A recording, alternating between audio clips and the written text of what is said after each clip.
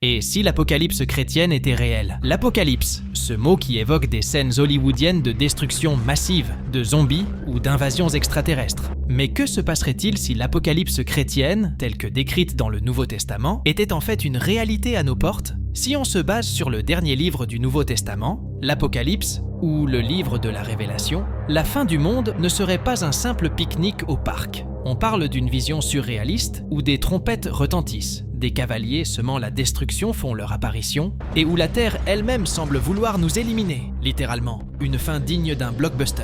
Tout commencerait par l'apparition des 4 cavaliers de l'Apocalypse. On a le conquérant sur son cheval blanc, prêt à conquérir le monde. Puis vient le cavalier sur le cheval rouge, la guerre, semant le chaos.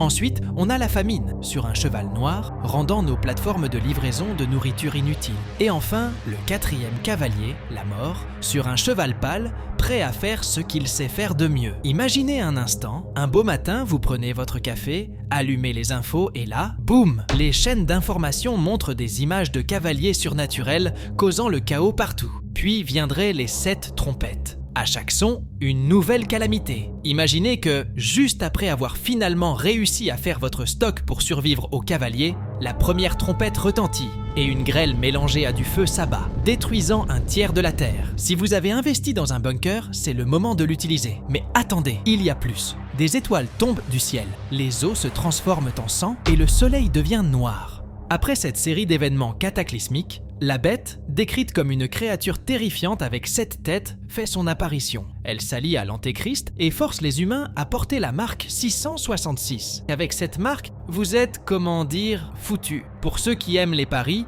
c'est le moment de choisir son camp, parce que la bête et ses alliés, malgré toute leur puissance, sont voués à la défaite. On arrive à l'apogée, une bataille finale entre les forces du bien et du mal. Des anges, des démons, des humains, tous s'affrontent dans une danse mortelle. Après tant de chaos et de destruction, un nouveau monde émerge. Un monde purifié, rénové, où règne une paix éternelle. Tout ce cinéma pour finir dans une utopie paisible. Si vous avez survécu jusqu'ici, chapeau! Votre récompense, un ticket d'entrée dans le Nouveau Jérusalem, une ville splendide où tout est harmonie. Un futur possible ou une simple allégorie. L'apocalypse chrétienne, avec ses visions étranges et ses scénarios catastrophiques, peut sembler farfelue. Mais si elle était réelle, si c'était un aperçu de notre futur, peut-être serait-il temps de réévaluer nos choix et nos actions. Toutefois, pour ceux d'entre nous qui aiment un peu de réalisme avec leur café, il est probable que ces récits soient des allégories, des leçons, plutôt que des prédictions littérales. Mais qui sait, dans ce monde fou, tout est possible. Alors, que feriez-vous si l'apocalypse chrétienne se profilait à l'horizon? Merci d'avoir regardé et n'hésitez pas à vous abonner pour suivre nos vidéos.